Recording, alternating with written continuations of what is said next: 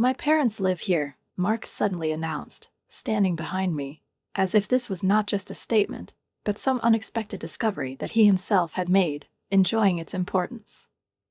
Behind him, as if in the light of some victorious day, his relatives nodded happily. I was just sitting at my computer, in the middle of an online meeting, but when I heard his words, I instantly stopped following the conversation. Quickly apologizing to the other party and ending the conversation, I turned my gaze to the door. I didn't understand why he came, and the only thing I could do was to ask them, keeping the remnants of my composure, "Why did you suddenly come?" My father-in-law, sitting in an armchair, lifted his chin and proudly replied, "We're paying off the mortgage, so please leave." There was no hint of embarrassment or excitement in his words. On the contrary, he seemed to expect recognition and gratitude for his heroic effort. It was hard for me to keep from laughing. The irony of the situation was that my mother-in-law never worked, and my father-in-law, despite his pride in paying off the mortgage, could not find any work for himself, preferring to stay at home, doing his own business and his usual amusements. But Mark, surprisingly, fully supported the opinion of his parents. Disappointed by his position, I felt a feeling begin to flare up inside me that I hadn't noticed before, the desire to leave. Thinking about it, I was thinking about getting a divorce. It was difficult to find myself in this family, in this environment. But before I could make up my mind, I quickly replied, buttoning up my coat, "Of all three, the mortgage on the house is worth $5,000 a month." I felt how painful and hostile my statement was penetrating the atmosphere, but then, with an inner smile, I added, "I'm seriously starting to pack my things." I had a business trip planned for the next week, and with that knowledge, I headed for the entrance, saying goodbye. My suitcase was already ready, as was my bankbook, ready. I took this whole process as a ritual of liberation. I've already thought about my next steps. When I left the house, I was filled with a feeling of excitement. If I decide to start from scratch, I will do it. I'll transfer ownership of the house to Mark, start all over again. I had so many plans for the future. My name is Shale Owen. I am 47 years old and I work as a web designer. I became independent 5 years ago when I ventured out of a stable job and started my own business. I was lucky, and things went up the hill. Soon I started earning 5 times more than before, and I could afford to live on the top floor of a multi-story building. I bought this floor not only as a place to live, but also as an office for my business. I met Mark 3 years ago through Ashley, my former boss, who was actually Mark's cousin. Ashley was a person I trusted, and he strongly recommended that I get to know him. When I met Mark, I was surprised by his gentleness and care. He looked much younger than his age, and his attention to me immediately attracted me. He listened to me when I talked about my work, asked questions, was interested in what I was doing, and often complimented me. I couldn't help but feel how his attention and kindness attracted me, despite all my doubts and the plans I was making at that moment. We started dating, and 6 months later, despite all the precautions and doubts, we got engaged. My parents had already passed away, and thus I was left with only my brother, the only close person with whom I shared the remnants of the past. At our engagement meeting, he and his wife were there to support me. Mark's parents and his cousin Ashley were also present. The meeting was calm, with joyful smiles, and a conversation filled with light fun, but one comment from my sister-in-law puzzled me. I didn't think her words would ever become reality. She said, not immediately noticing my confusion, "You know how it will be when you get married. He will always need you, your support." At the time, it seemed to me that her words were nothing more than a careless remark, but after a while I realized that she was fully aware of the situation. After the wedding, Mark moved into my house and we started a life together. There weren't too many changes in his life, except that he was living here now, with my habits and rhythms. His job was harsh. He left early every morning and did not return home until after midnight. Despite his hard work, Mark's salary was only a quarter of mine. I offered it to him, as if solicitously, But, apparently, somewhat insistently, "You're so tired, you need to rest more. Why don't you look for a job that will allow you to work less?" But he reacted sharply to my words, even with anger. "Are you telling me to quit my job?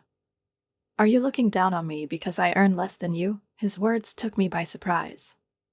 His reaction was strong and unexpected. It had not been in our union before.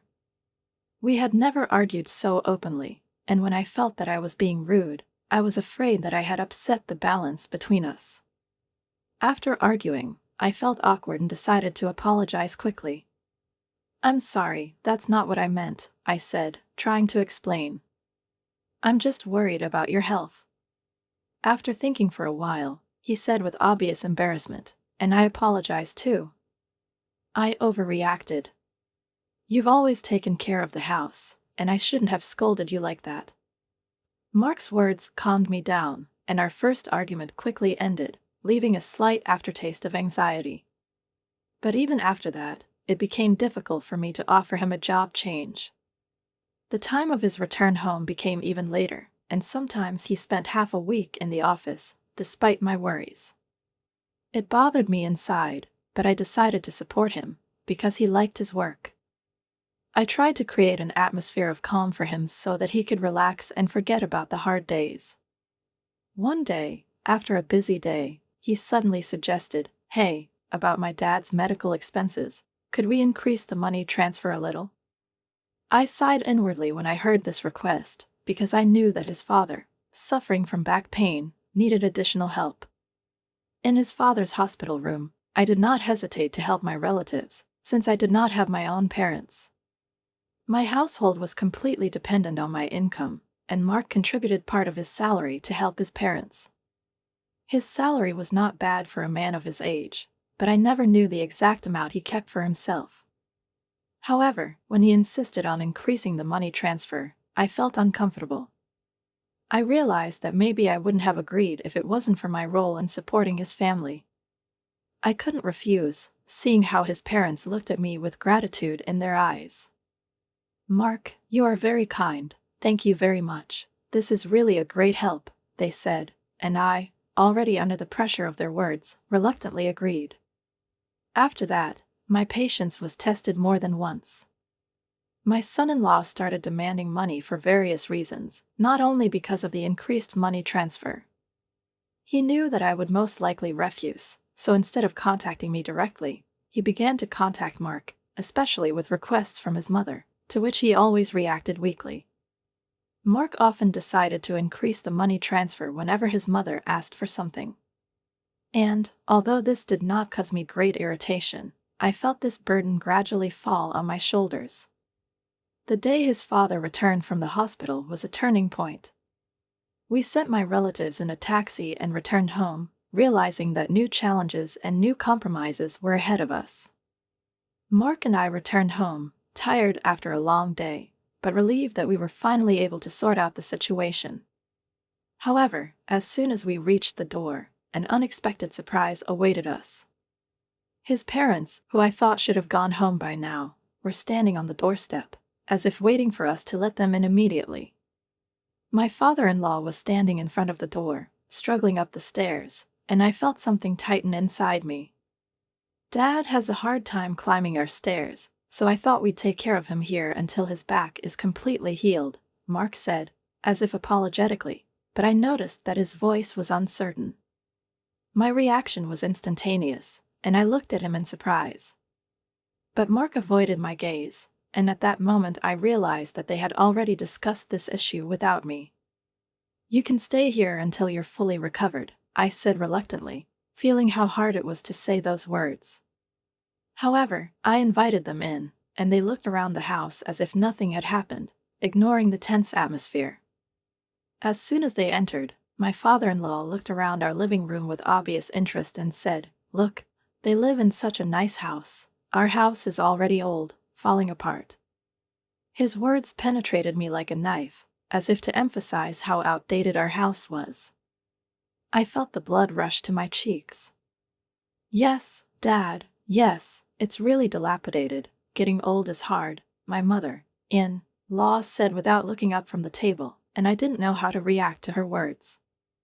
Mark stood silently and nodded, as if all this was the norm, as if our agreement had already taken place, although to me it looked like something completely new and uncomfortable.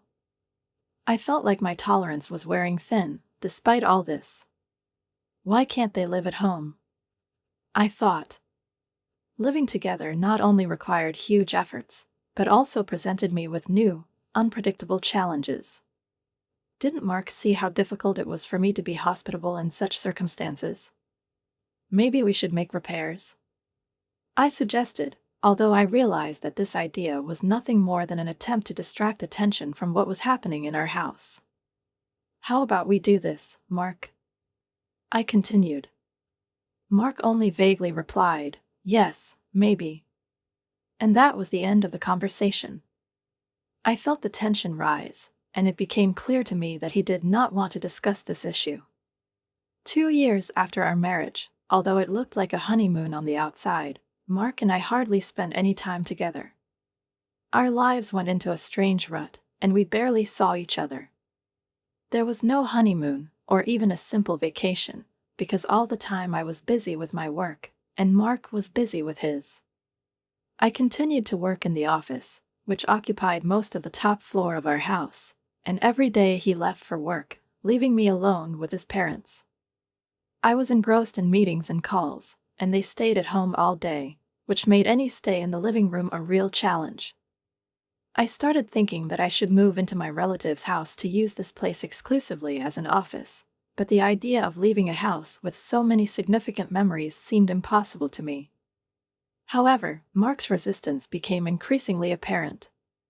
Despite the fact that his father seemed to be completely healthy, he continued to stay with us. He even went bowling, and it seemed that his back was already fine. I said, Mark, your father seems perfectly healthy. He even went bowling today. Maybe it's time for them to go home? But his response was harsh. Sending my father back with his bad back is cruel. Mark raised his voice, and his tone became stern, as if he was trying to force me to obey. I fell silent, not knowing what to say.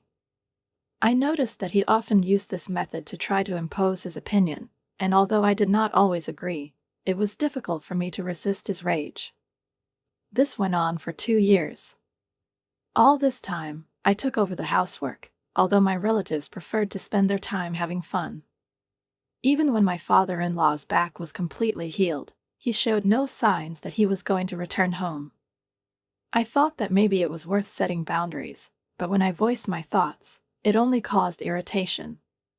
One day, during lunch, I brought the dishes into the living room as usual. The mother-in-law, without looking up, replied, "Okay, but I'll save the dishes for later." I felt these words burning my soul, as if they were a stone thrown at me. Mark took the day off, intending to spend the day with my mother-in-law, going somewhere with her in the afternoon.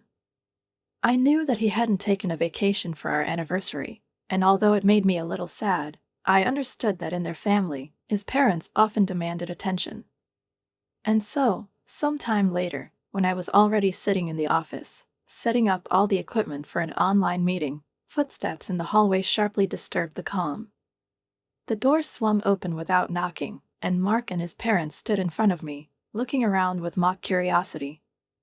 "My parents and I live here," he announced in a loud, almost solemn voice, bursting into the room and interrupting my meeting. My colleagues were apologizing, and I hurriedly ended the conversation, feeling my irritation grow. "I told you that I have a meeting at 1300 hours, I replied with restraint, but anger was boiling inside. I went out to them in the corridor and, trying not to show my confusion, asked calmly, "Why are you doing this all of a sudden, Mark? We discussed that I would be working at this time." Mark didn't even try to justify himself. Instead, his father, smiling smugly, declared, "We'll pay the mortgage so you can leave." Those words sounded like a blow, and I almost laughed out of desperation.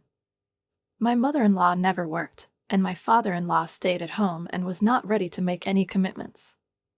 And now they expected me to just walk away, leaving behind everything I had built. Mark fully supported their position, not noticing how humiliating it all was for me. I was confused, but I realized that I couldn't keep silent any longer. I said softly, "Okay, I'll leave," and that really shocked all three of them. Not knowing what else to say, I decided that this would be the best way out of the situation. I started to pack my things. I had a suitcase ready for an upcoming business trip, and a bank book was all I needed at that moment. I went to the entrance, said goodbye to them, and said, "The first thing to do is to transfer ownership of the house to Mark. I hope he can handle it." The next day, as planned, I went on a business trip, checked into the hotel, and immediately contacted the real estate agent. The decision was made: I will transfer the house to Mark, including the mortgage. However, the transfer of the property depended on whether he could pay off the mortgage. If not, I expected him to either make a lump sum payment or sell the house. I asked the agent to find me a new home and office, because I could no longer continue to live in this house. My job, of course, could be done anywhere, but I needed a quiet office for meetings with clients. The agent offered several options, and I chose one that I liked: 40 minutes from my old house. The place was well equipped, with excellent security. I immediately decided to buy it, believing that it would be a reward for all that I had been through. I could have moved in a week, so I stayed in temporary housing until all the documents were prepared. When the documents were ready, I instructed the transport company to arrange the move. I could have done it myself, but for some reason I wanted it to be done professionally, without unnecessary stress. Mark seemed to be completely unaware of the mortgage, and to be honest, I was surprised that he didn't know about such important points. During the move, my relatives and Mark helped, but their displeased looks and sarcastic comments did not surprise me. One of the movers even commented that our family had a difficult situation, and it sounded like a verdict. A week later, after I settled into my new home, Mark called me. His voice was anxious, as if he had just realized what was happening. "What about changing the mortgage?" "What is it?" he asked with obvious concern. In the background, I could hear his father shouting, "Tell her to come back faster." It seemed to me that Mark finally understood the seriousness of the mortgage situation, but his next question made me shudder. "We're getting divorced, right?" From that moment on, I felt like the whole world had turned upside down. I've never talked about the divorce, but it seems Mark has already made up his mind. His words fell on me like a bolt from the blue, and I couldn't believe that he was so easily deciding our fate. I couldn't agree with his approach. If he really thought that all this was happening was normal, if he thought that I would just give in to his decision, then I was wrong.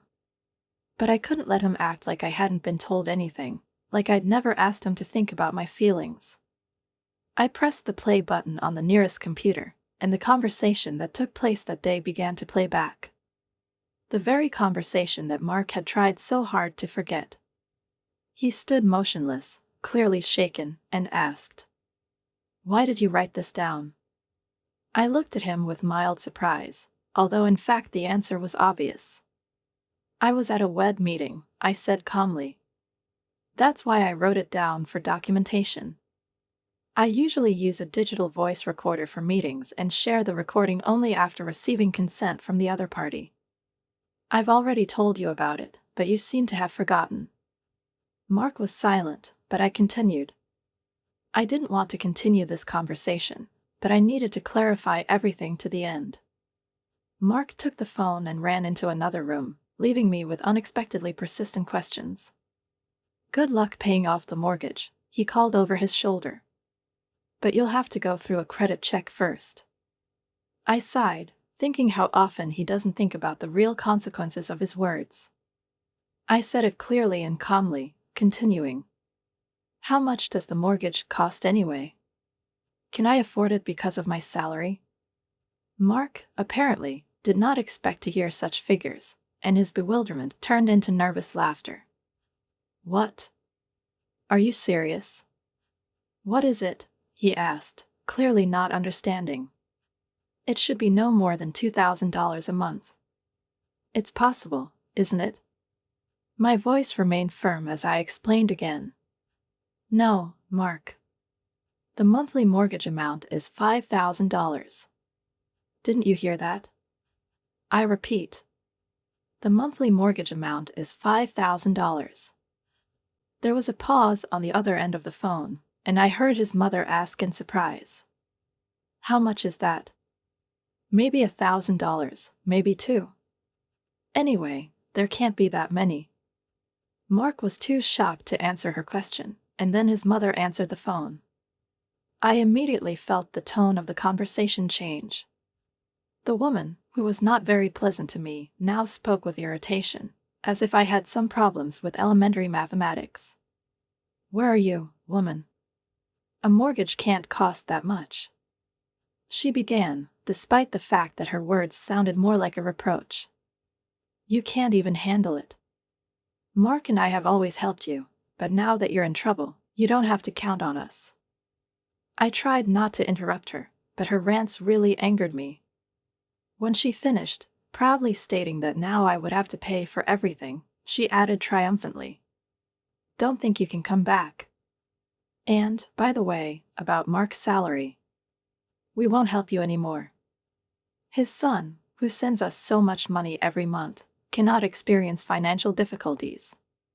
He will continue to take care of us. We'll be fine. These words startled me.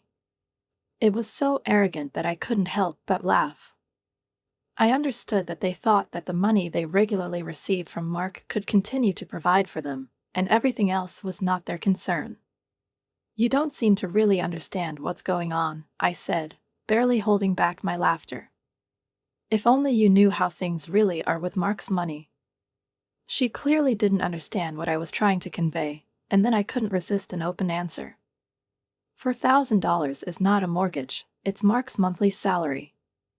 At the same moment, there was silence on the phone. Time seemed to have stopped, and her voice on the other side of the phone was breaking. What are you saying? It's impossible. Does Mark send us $4,000 every month?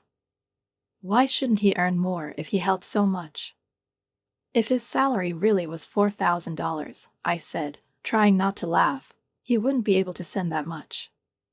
Don't you understand that? I could feel her confidence starting to crack at the seams. I explained that I cover all his personal expenses and pocket money, and that's the only way he can send money to his parents. It was true, but it was a big surprise for her. She didn't believe me again and started screaming. That's a lie. You're lying. You're making it up. I replied calmly, pointing to the shelf next to the door. Check it yourself. Mark's salary receipts are on the shelf at the entrance to the living room. If you're interested, take a look. I heard her snort in displeasure, but went over to the shelf. I heard Mark trying to stop her, but she was no longer able to listen to him. What? No. Her voice was full of bewilderment. What are you doing? Here. Not even $4,000. Mark didn't seem to know how to react. And when his mother realized that her son's salary was actually even lower than she expected, I felt her confidence finally crumble. I could hear Mark's father-in-law continuing the interrogation in the background, his voice low and muffled, as if he was trying to suppress emotions. I was determined, and this time I wasn't going to hold back. How many times have I had to endure accusations and humiliation from these people who didn't seem to realize the reality we are in? And now they're following me. Maybe you can't hear me, but... My father-in-law continued, but I didn't let him finish, interrupting. Just so you know, the mortgage on the house is $5,000 a month. Be careful. I said it as loudly as I could, trying to make sure they heard every word. Whoever is on the other end of the line will now have to deal with reality. I ended the conversation without waiting for an answer, and despite the fact that Mark continued to call me several times later, I ignored each of his calls. After sending a message notifying me that from now on all issues will be resolved through a lawyer, I felt relieved. With this step, I was closing one of the chapters of this story, leaving the past behind with one hand. He could no longer puppet my life the way he liked it. I knew I needed time to think about everything, but now I could act with confidence. A few days later, the lawyer I hired started working actively. Soon there was silence, but it was deceptive. Mark's side also hired their own lawyers, and soon their statements were delivered to me, on which there was not a single truth, only ridiculous accusations. Shelley's accusations are false, they argued. The real victim is our client. We demand compensation for emotional suffering. I barely managed to hold back a smile when I heard these words. All these accusations and lies disgusted me rather than alarmed me. I handed them over to the lawyer and silently looked at the documents he provided me with. I would not call our situation ideally favorable, but the accusations directed at me seemed so ridiculous to me that I had to restrain my laughter. These are nothing more than steps on their part to try to get away with it, my lawyer said when we discussed the strategy. I felt that there were long days of struggle ahead of us, but now I was ready for it. The first few weeks were stressful. I couldn't help but think about how Mark and his family continued to move down the path of lies, hiding behind legal words and ridiculous statements. But every day I felt like I wasn't losing as much as they thought. The situation began to escalate when I was handed a letter, which, according to my lawyer, was supposed to clarify that Mark's side not only did not understand what position they were in, but also completely lied. When I arrived for a meeting with the opposing lawyer, I noticed that Mark was not there, as expected. His lawyer was young and polite. He greeted me, introduced himself, and got down to business with unflappable politeness. He told me that his client was actually Mark's mother, and Mark himself remained silent, not taking part in their discussions. This information did not surprise me, but I was prepared for any deviations in their protection strategy. I was listening to his story when, step by step, he tried to expose me, to make me look guilty. They accused me of allegedly fabricating the charges in order to receive compensation, but all their claims were not supported by anything. A young lawyer handed me a document detailing the malicious actions I allegedly committed, but I could make out every paragraph, showing its inappropriateness. After I finished explaining my actions, the lawyer seemed to begin to realize that the situation was actually fundamentally different from how Mark's parents painted it. His expression changed, and he even nodded in mild surprise. "I see that the content of your statements is completely different," he said. "You have solid evidence and serious arguments." When we finished parsing this document, and he tried to summarize, his eyes darted to the papers, and then he shook his head. That's part of the text is upside down," he added, looking at his document in surprise when I pointed out an obvious mistake. He was obviously shocked that I noticed such details that, it would seem, could have passed by. After that, he left the room with the same professionalism as when he arrived, leaving me in the company of my lawyer, who looked pleased with the results of this meeting. We both knew that this was only the first victory, and that there would be more to come. We entered the restaurant, and this time the atmosphere was completely different than usual. We were met by the staff, informed in advance about the situation, who led us to a separate room. The silence in the hall was almost palpable, as if everyone in this place knew what had happened, but no one dared to talk about it out loud. We walked down a long corridor, and I noticed how Mark, walking next to me, was silent, as if he didn't know what was going to happen now. He was tense as a string, and his gaze was fixed on the floor, not meeting either mine or the lawyer's gaze.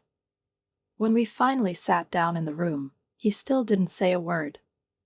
The silence that reigned in the room was broken only by his soft sigh.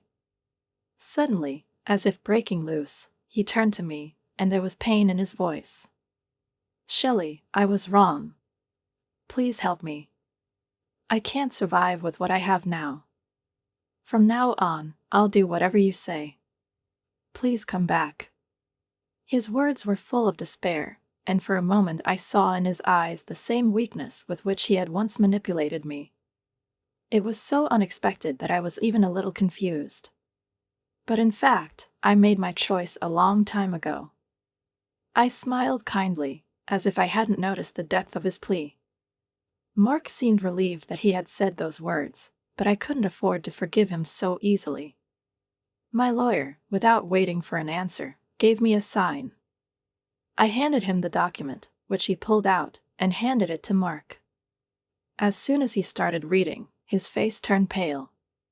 He froze for a second, trying to figure out what was going on, but no words came to mind. "What is it? What is it?" he asked, holding the document in his hands, unable to believe what was in front of him. His mother, who had been sitting in silence all this time, suddenly grabbed this document with fury directed in my direction. She began to read, her face getting redder and redder, and I saw how every statement she knew to be her truth was refuted by my red marks. "Shelley, how dare you underestimate us?" Her voice was trembling with indignation. I replied calmly and confidently. "Unfortunately, that's enough. I'm only telling the truth." Mark looked at his mother, and despite all his protest, he could no longer hide the fact that everything I said had a basis. The mother's words, despite her anger, could not carry the same weight as before. However, less than a minute later, the situation moved to a new level. Suddenly, her face twisted, and she grabbed a glass of water to throw it at me. I barely managed to jump back, but she managed to drench me with water, with such force that I felt the cold drops break through the resistance and remain wet on my face. "How dare you behave so arrogantly, even as your father-in-law's daughter?" Her voice was filled with rage. "We tolerated your infertility, so you should be grateful and devoted to this family. You don't mean anything without us." Shocked by this act, I nevertheless did not lose my composure. For a moment, I saw some wild passion flash in her eyes again, but also the realization that her strength had run out. And just at that moment, I noticed that my father-in-law, who was standing next to her, poured a whole glass of water on me. He did it. He poured the water right in his face, as if it could bring his harassment back to some normal framework. I stood there, overcome by conflicting feelings. My lawyer was stunned by this gesture, and even he didn't know how to react. And I just laughed. My laughter, which pierced the silence, surprised everyone, including the lawyer himself, who could not believe that I was keeping my composure in such a situation. I kept laughing, not holding back, and my words sounded confident. Yes, it seems that I was not the perfect wife. My earnings were taken away from me, I was burdened with all household chores and, despite the fact that I said I did not want children, I continued to be scolded for infertility. I'm not strong enough to take it all. And you know what? I'm not going to continue this anymore. When we get divorced, I won't have anything to do with you. My voice sounded firm, but I noticed how Mark's gaze turned blank. There was no longer the same confidence in his eyes that he could control everything. It was as if he realized that I had gone beyond the line where his pleas no longer had any power. I signaled to my lawyer, who came up to me, quickly and confidently pulled out the photo he was holding in his hands. I could only imagine that in this document he was holding exactly what was needed to turn the whole situation around. Mark looked at the photo and his face immediately changed. He turned pale, as if he had seen a ghost. The picture was of him in a hotel with a young woman. We were all sitting in the room, and I noticed how his eyes darkened with horror. "What is it? What is it?" he asked, speechless. He couldn't find the words to justify what he had just seen. "I took it off," I said, a little irritated in my voice. But I couldn't help but notice how his face contorted. At that moment, he realized that his secrets had been revealed. The room froze, and all eyes turned to his mother, who was trying to say something, but couldn't find the words. "Ashley," she began anxiously, turning to the girl sitting next to me. "This is a misunderstanding. You see." Mark's mother tried to apologize, but her voice was too quiet for anyone in the room to take it seriously. Ashley, sitting next to me, handed me a handkerchief, and I couldn't help but notice her calmly condescending look. "Uncle, Aunt," she said, barely touching my shoulder. It was all so absurd that I almost couldn't believe it was real.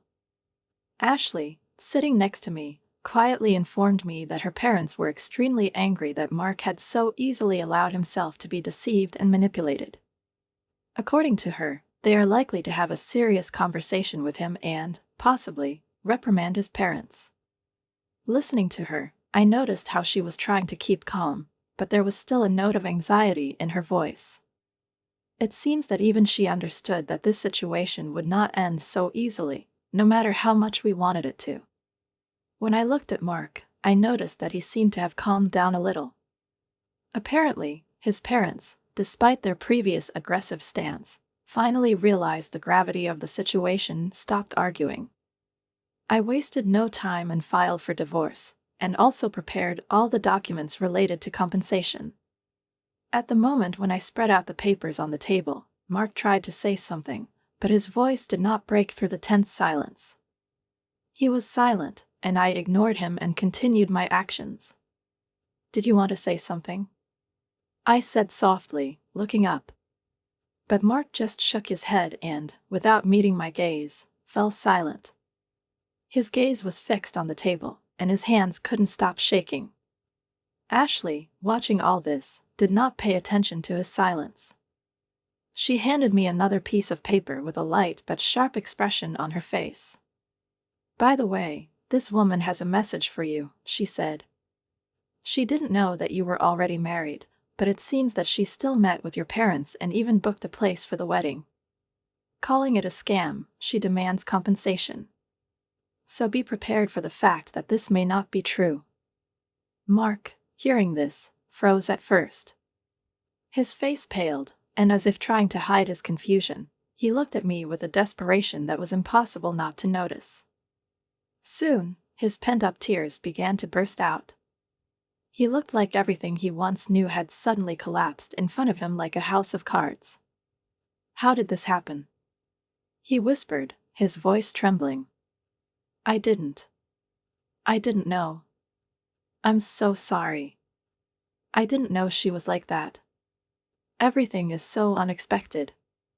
His mother, who was sitting next to him, tried to intervene, but her words had no power. She was stunned. And, as it seemed to me, even a little confused.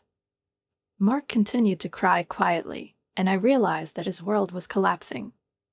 He understood that his privileges, his confidence that he could always get out of any situation, no longer worked. I stood in front of him, and for a moment I even felt sorry for him. But only for a moment. Ashley explained the situation with this woman connected to him through a dating site, and I could see Mark losing ground more and more. "That's her," he muttered, pursing his lips. "The woman in the photo. She was one of them." Ashley nodded, confirming his words, and soon I realized that the woman in question was indeed one of those whom Mark had met in his many searches on dating sites. This revelation not only shocked me, but also shocked his parents. His father, who had remained calm up to this point, was now stunned. He looked at his son as if he were a stranger, trying to figure out how he ended up in such a situation. Are you serious?" his father asked, looking at him with an expression of deep disappointment. "Yes," Mark replied, his voice barely audible. "I didn't know it would turn out like this. I did not know." Ashley, seeing that the situation had reached its limit, got up from the table and quietly approached his mother. "I investigated his infidelities, explained the situation to the women, and one of them has already met with a lawyer," she said calmly, but with confidence. "I have never met this woman directly, but I had to apologize to her over the phone. It wasn't her fault." This moment made me reconsider the whole picture of what was happening. We are all caught in a web of lies that involve our feelings, our interests, and our mistakes. And perhaps it was this web that brought us here. Meanwhile, Mark, despite his tears, continued to stare at the floor, as if trying to justify himself in front of invisible witnesses whom he himself had once created. His mother, in turn, began to talk about the house, and although everyone understood that there was no point in arguing about this issue anymore, her words sounded like the last attempts to get the situation back on track. "We're not going to take into account the mortgage payments," she began with barely concealed irritation in her voice. "It's just a house." I couldn't help but smile when I heard that. She talked about the house as if it were some small thing, forgetting that in reality it was another symbol of their lost stability, their attempts to save face. "Mark owns the house now," I said, breaking the silence. "The house is for sale because it was not accepted on a credit assessment." Mark's mother turned red with rage, her face contorted, but she was silent. She understood that these were not just words, but a fact that she had to come to terms with. We left the restaurant, and I realized that this was the end for everything that was built on lies and manipulation. A month later, Ashley informed me that Mark and his parents had moved from their luxury apartment to a more modest one, and, as I learned, her parents had to step in to help them with the rent. Mark may not have understood everything that was going on, but he began to pay for his actions, and everyone around him, including me, understood it. No matter how tragic this situation was, it opened up new horizons for me.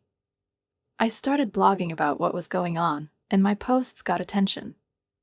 I didn't think that these events would lead me to new opportunities, but suddenly, I felt that everything that happened was part of the path that I had to go through.